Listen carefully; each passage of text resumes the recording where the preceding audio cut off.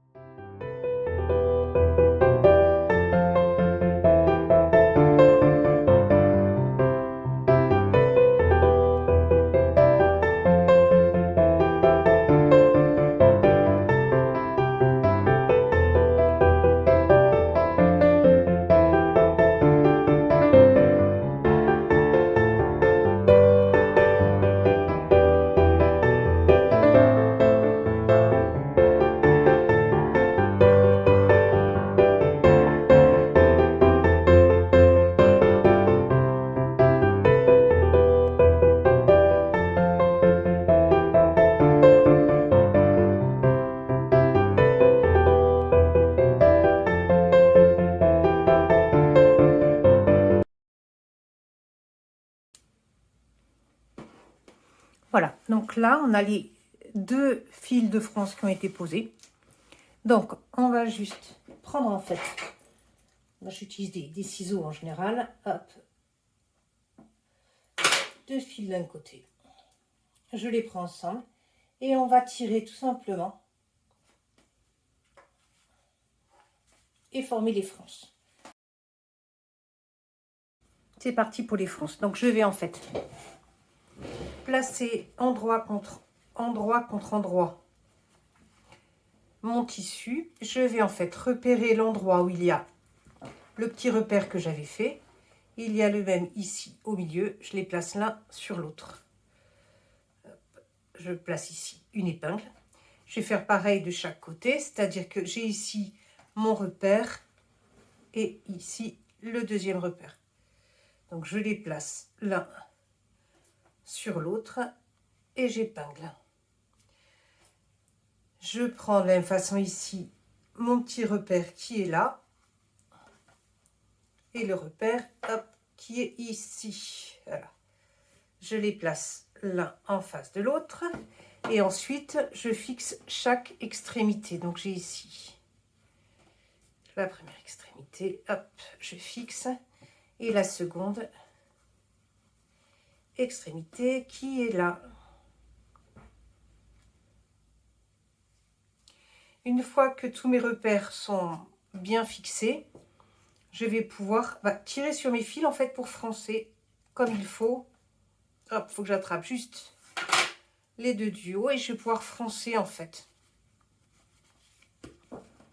Et ajuster entre chaque partie, je vais pouvoir ajuster mes fronces, tout simplement.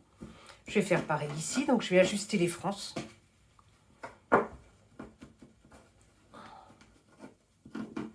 Hop, et je vais le faire donc tout le long. Voilà, donc les fronces sont ajustées et donc on va pouvoir ensuite coudre entre les deux ici. Quand on aura terminé, on retirera les fils de France.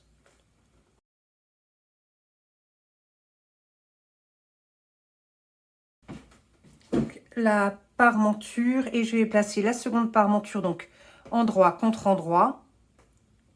Et là aussi, je vais les assembler de chaque côté.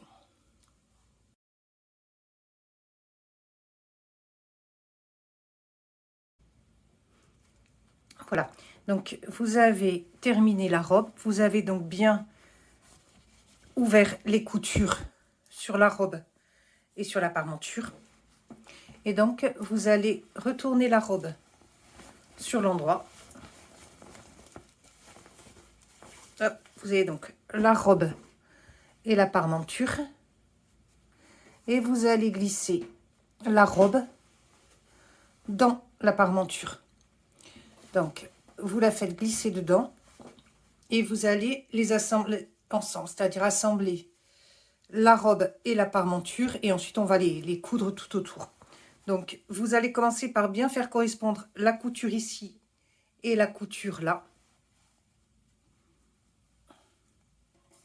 Et vous allez placer des épingles comme ça sur tout le tour. Donc, je place de ce côté-ci. Je fais tout de suite l'autre côté.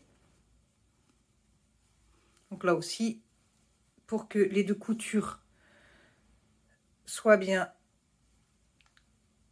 placées l'une sur l'autre. Et ensuite, je vais placer des épingles sur tout le tour ici.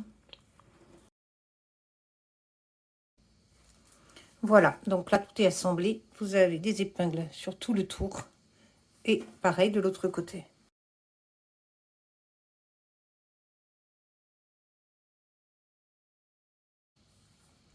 Voilà, donc vous avez bien fait des fentes sur tout le tour. Et vous allez donc passer la parmenture à l'intérieur de la robe. Donc en fait, vous allez faire ressortir ici les angles et rentrer la parmenture à l'intérieur de la robe. Donc on commence par faire ressortir grossièrement les bretelles. Et ensuite, on va bien faire ressortir les angles. Alors, pour bien faire ressortir ici les angles, vous avez plusieurs possibilités. Moi, j'utilise alors soit la baguette chinoise, sinon ce genre de choses. Pas la partie ici, parce que vous feriez des trous dans votre tissu, mais cette partie-ci, ça permet en fait de bouger les angles. Vous avez ici Rascol qui propose sinon, mais c'est peut-être un petit peu trop rond pour ça. Ou sinon, en faisant bien attention, parce que là aussi, vous pouvez utiliser le ciseau, mais là, il est trop coupant. Donc là, par exemple, je vais utiliser ceci. En fait, vous allez ici, hop, faire ressortir mes angles. Bon, là, j'ai pas beaucoup, effectivement. Voilà, vous faites bien ressortir les angles partout.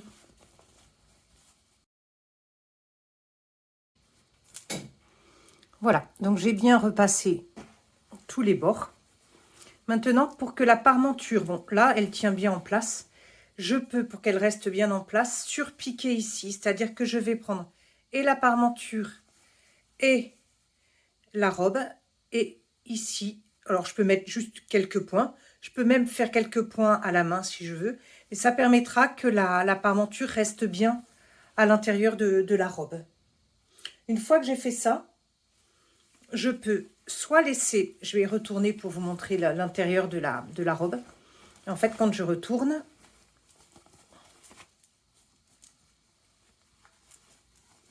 ma robe ici, hop. Soit je laisse la parmenture ici comme ça, libre, ce que je fais la plupart du temps.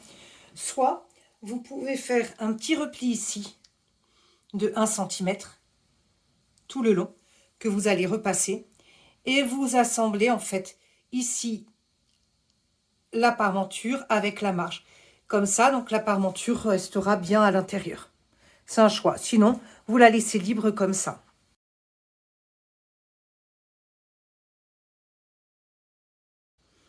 Voilà, donc une fois que c'est fait, vous allez placer en fait ici donc les boutonnières et coudre les boutons à l'arrière. Donc les boutonnières, moi je les place ici à 1 cm à peu près. Et ici donc les boutons en vis-à-vis. Voilà. Dans ce cas ici, moi je vais utiliser des boutons pression parce que c'était plus simple. J'ai trouvé que la couleur convenait bien, donc je vais mettre en fait des petits boutons pression de chaque côté. Si vous débutez en plus, ça vous évite d'avoir le problème des boutonnières à gérer. Il ne nous reste plus qu'à coudre l'ourlet en bas de la robe. Pour ça, donc en fait, on va repasser en fait un premier repli en bas de 1 cm. Donc là, on vérifie bien donc 1 cm, on fait ça tout le tour. On fait qu'on va repasser évidemment. Et on fait un deuxième repli, toujours de 1 cm, qu'on va repasser. On fait ça tout le tour. Et voilà donc la robe terminée. Donc ici, À l'intérieur, j'ai fixé la parmenture. Ici, j'ai fait l'ourlet tout le long. Et voilà donc la robe qui est terminée.